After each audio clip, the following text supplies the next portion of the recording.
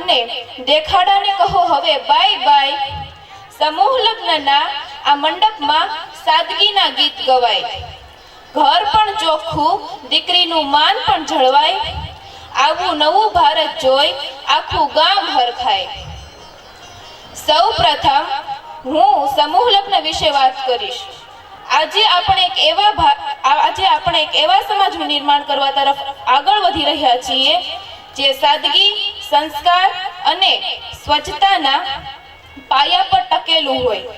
સમૂહ લગ્નના આયોજન પાછળનો મુખ્ય ઉદ્દેશ્ય માત્ર આર્થિક બોજ ઘટાડવો નથી, પરંતુ જ્ઞાતિવાદ અને દેખાડાના કુરિવાજને તિલાંજલિ આપીને એક સમાનતા પૂર્ણ સમાજની રચના કરવાનો પણ છે। સમૂહ લગ્ન માત્ર પૈસાની બચત નથી, તે સમાજની એકતા, સમાનતા વગેરે કઈ કામો માટે મદદરૂપ છે। તે ગરીબો માટે અને જરૂરિયાતમંદો માટે આશીર્વાદ સ્વરૂપ છે। ઘરની એ દિવાલ પર હવે પણ આની છબી બોલે છે, ગઈ છે જે દીકરી સાસરીએ તેની યાદમાં આખું ઘર રડે છે। નથી લાગતું તે પારકાઈ ગઈ છે, બસ ઘરની લક્ષ્મી ક્યાંક બીજાના આંગણે વસી ગઈ છે। બીજું, દીકરીનું મહત્વ। દીકરી એટલે ઘરની લક્ષ્મી, તુલસીનો ક્યારો, જે બે કુળને તારવે તે દીકરી। આપણે દીકરીને યોગ્ય શિક્ષણ આપીને આપણે એક સશક્ત સમાજનું નિર્માણ કરી શકીએ છીએ। દીકરી પરિવારમાં સુખ, શાંતિ અને પ્રકાશને ફેલાવે છે। દીકરી એક સંતાન નથી, પરંતુ તે માતા પિતાનો આધાર છે, ભાઈ બહેનનો મિત્ર છે અને ભાવિ પેઢીનો ઘડવૈયો છે। આજના સમયમાં દીકરીઓ ભણતર, રમત ગમત, વિજ્ઞાન વગેરેમાં આગળ છે। તે બે કુળને તારવે છે। આજના સમયમાં દીકરીઓ ખૂબ જ આગળ વધી રહી છે। સ્વચ્છતા ત્યાં પ્રભુતા। ત્રીજું, સ્વચ્છ ભારત। આપણા ઘર અને શહેરમાં ચોખ્ખું હશે તો આપણું આરોગ્ય પણ ચોખ્ખું રહેશે। સ્વચ્છતા તે માત્ર સરકારની નથી, પરંતુ આ દરેક નાગરિકો અને માનવીની છે। સ્વચ્છ ભારત એટલે કચરો સાફ કરવો જ નહીં, પણ એક એવી જીવનશૈલી અપનાવવી જેમાં સફાઈને સર્વોચ્ચ પ્રાથમિક આપવામાં આવે છે। સ્વચ્છતા એ ઉત્તમ સ્વાસ્થ્યની છાવી છે। જો દરેક વ્યક્તિએ પોતાની જવાબદારી સમજીને કચરો કચરાપેટીમાં નાખવો અને સફાઈ કરવાનું શરૂ કરી દે તો આપણી પૃથ્વી સ્વર્ગથીને પણ સુંદર લાગશે। બસ અહીં હું વિરામ લઉં છું।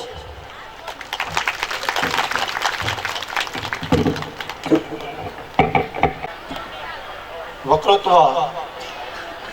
બાળાઓ દ્વારા રજૂ થઈ રહ્યું છે ત્યારે કહેતા ખૂબ હર્ષ ને લાગણી અનુભવીએ છીએ કે જ્યારે ઘોબા ગામમાં આ પ્રકારના સ્ટેજના આયોજનો થાય છે ત્યારે ઘણી બધી બાળાઓ, વિદ્યાર્થીઓ અથવા તો યુવાનોને આ બોલવાની એક તક મળે છે। કારણ કે આ મંચ મળવું ને એમ ગણો ને તો સોનાની લગડી મળ્યા બરાબર છે। ઘણા બધા આપણે રોડ રસ્તે ઘરમાં વાતો કરતા હોઈએ છીએ કે હું આમ કરી નાખું, પરંતુ જ્યારે વાત મંચ પરથી બોલવાની આવે ને ત્યાં પાપા પગલી થઈ જાય। ફરી એક વખત જોરદાર તાળીઓના નાદ સાથે આપણે બાળાને વધાવીશું। દીકરી માટે એક પિતાએ લખેલું વાક્ય છે કે દીકરી માટે એક પિતાએ સરસ કહ્યું છે કે કોઈએ સોનું આપ્યું, કોઈએ ચાંદી આપી તો કોઈએ બધી સંપત્તિ આપી, પણ મેં કોઈના પરિવારને બચાવવા માટે અમારા ઘરની રોનક આપી। ખૂબ સરસ વાક્ય છે અને હકીકતમાં આજે જ્યારે સમાજ દેખાદેખીના દોર તરફ આગળ વધી રહ્યો છે ત્યારે ધ્યાન નથી રહેતું કે આપણે કઈ દિશામાં આગળ વધી રહ્યા છીએ। ધંધાર્થે ગણીએ તો સમય કપરો ચાલ્યો જાય છે અને એમાં પણ આ દેખાદેખીનો આ સમય કે ફલાણા ગામમાં મારા ભાઈએ આવું કર્યું, અમારા કુટુંબમાં આવડા મોટેરા લગ્ન કર્યા તો હું કેમ ન કરું, અને અંતે દીકરા કે દીકરીઓના વશમાં થઈને વાલીએ નો છૂટકે બારથી રૂપિયા ગોતી અને મોંઘેરા લગ્ન કરવા પડે છે. સોનાનો ભાવ અત્યારે જુઓ તો આસમાને પહોંચી ગયો છે, ચાંદીનો ભાવ આસમાને છે. પરંતુ અહીંથી જો મારા વચન જો આપના મનમાં પડે તો એક એટલું જરૂરથી કરજો કે આપણા દીકરા કે દીકરીઓને એક સમજાવટ આપજો કે સોનું જો એટલું બધું મોંઘું હોય તો આપણે છે ને વેવાય પક્ષને સામેથી એક બેઠક કરવી જોઈએ.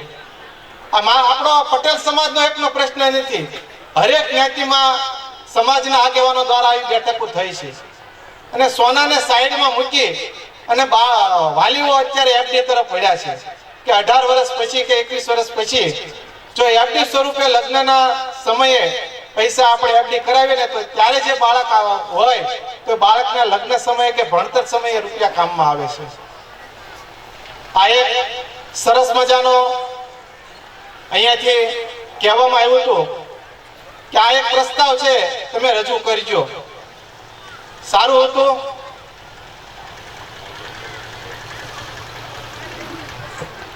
જે પણ મહેમાનશ્રીઓ અહીંયા આવી ગયા હોય, દાતાશ્રીઓ અહીંયા ઉપસ્થિત હોય, કદાચ અમારાથી નામ લેવામાં ભૂલ થઈ ગઈ હોય કે વહેલાસર નામ લેવાઈ ગયા હોય અને જો આપ આવી ચૂક્યા હોય તો મંચ પર પોતાનું સ્થાન ગ્રહણ કરશો.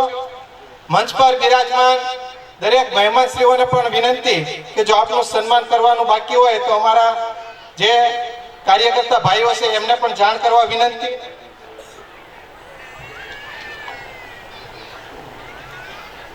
ઘણા બધા આપણા અહીંયા આમંત્રિત મહેમાન આવી ચૂક્યા હોય એમનું પણ આપણે સન્માન કરવાનું હોય અને આ કાર્યક્રમ ખરેખર જોવો ને તો દાતાશ્રીઓના સહયોગથી આ કાર્યક્રમ ચાલે છે. સાથે સાથે ઘનશ્યામભાઈ, અમારા મંત્રી એવા ઘનશ્યામભાઈ માળવીયાએ થોડી વાર પહેલા વાત કરી હતી કે 30 વર્ષથી આ સમૂહ લગ્નનું આયોજન ઘોબા ગામ દ્વારા થાય છે.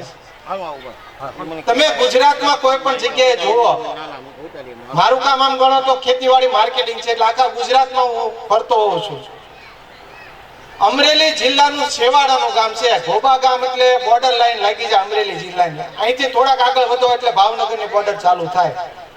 છેવાડાનું ગામ હતું, પરંતુ આ ગામ બે જ રીતે પ્રખ્યાત થયું. એક તો અમારા અહોભાગ્ય કે નાના નોરાપીર આશ્રમ અમારા ઘોબા ગામને આંગણે છે, ભાલારામ બાપુનો આશ્રમ. અને બીજું જે અત્યારે 30 વર્ષથી સમૂહ લગ્ન થાય છે ને એ સમૂહ લગ્નનું નામ પડે છે. કોઈ પણ ગામમાં એન્ટ્રી કરીએ ને તો ખાલી ગામનું નામ આપીએ કે કયા ગામથી છો તો કે ઘોબા ગામથી, તરત કહે કે હા અમારા દીકરીના લગ્ન ત્યાં થયા હતા, અથવા તો દીકરાના લગ્ન અમે ત્યાં કર્યા હતા, અથવા તો અમે ત્યાં જાનમાં આવ્યા હતા. હવે આવું આમ ગણો તો રોડ થી અંદર ઘણું બધું ગામ છે. આ કોઈ પણ અમારા રોડ લાગુ પડતો નથી અને છતાં પણ ઘોબા ગામમાં આવવું હોય ને તો 5 ગામની સીમા લાગુ પડે છે. આ ઘોબા ગામનું નામ જો અમે ઉજળું કર્યું હોય ને તો ફક્ત ને ફક્ત અમારા પ્રમુખશ્રીના એક વિચાર છે કે આજથી 30 વર્ષ પહેલા કોઈને તો વિચાર આવ્યો કે ઘોબા ગામનું નામ આપણે ઉજળું કરવું છે. કારણ કે જે અહીંયા વ્હાઇટ મિલિટરી બેઠી છે ને એમને ખ્યાલ છે કે પહેલા ઘોબા ગામનું નામ ક્યાંય લેવાતું પણ નહોતું. ઘણી બધી અડચણો હતી, પરંતુ અમારા ઘોબા ગામના પ્રમુખ શ્રી એવા હરદાસભાઈ નાગાણીને એક વિચાર પ્રગટ થયો અને એમણે આ સમૂહ લગ્ન આયોજન કરવાનું નક્કી કર્યું. શરૂઆતમાં 5 લગ્નથી શરૂઆત કરી અને 52 લગ્ન સુધી અમે આ એક જ આંગણે અમે દીકરીઓને પહોંચાવી છે. પિયુષભાઈએ થોડી વાર પહેલા વાત કરી હતી કે ફૂલ નહીં તો ફૂલની પાંખડી સ્વરૂપે જે કંઈ પણ તમે અનુદાન આપવા માંગતા હો, ચાંદલા કાઉન્ટર આગળ છે અને અહીંયા મંચની બાજુમાં પણ છે, આપ જરૂરથી આપજો. કારણ કે 16 સંસ્કારોમાંનું એક દાન એ કન્યાદાન છે અને આપે આપેલું દાન કોઈ વ્યર્થ જતું નથી. સ્વાર્થ વગરનું દાન. અને અહીંયા જે પણ કઈ યુવાનો, વડીલો, મિત્રો, ભાઈઓ, બહેનો જે કોઈ પણ સેવા કરે છે ને એ સ્વાર્થ વગરની સેવા થાય છે. સુરતથી 40 થી 50 યુવાનોની ટીમ સ્પેશિયલ ઓનલી ફોર 2 દિવસ માટે આ લગ્નની સેવા માટે આવે છે. કોઈને કોઈ કામ સોંપવું હોય કે ના સોંપવું હોય, જે કંઈ પણ જગ્યાએ ખાલી લાગે કે અહીંયા અમારું કામની જરૂર છે આ લાગી જાય છે. પરંતુ આ જે સંગઠન થયું છે, સંગઠનનો જો શ્રેય જાતો હોય ને તો એ પ્રમુખ એવા હરદાસભાઈ નાગાણીને જાય છે.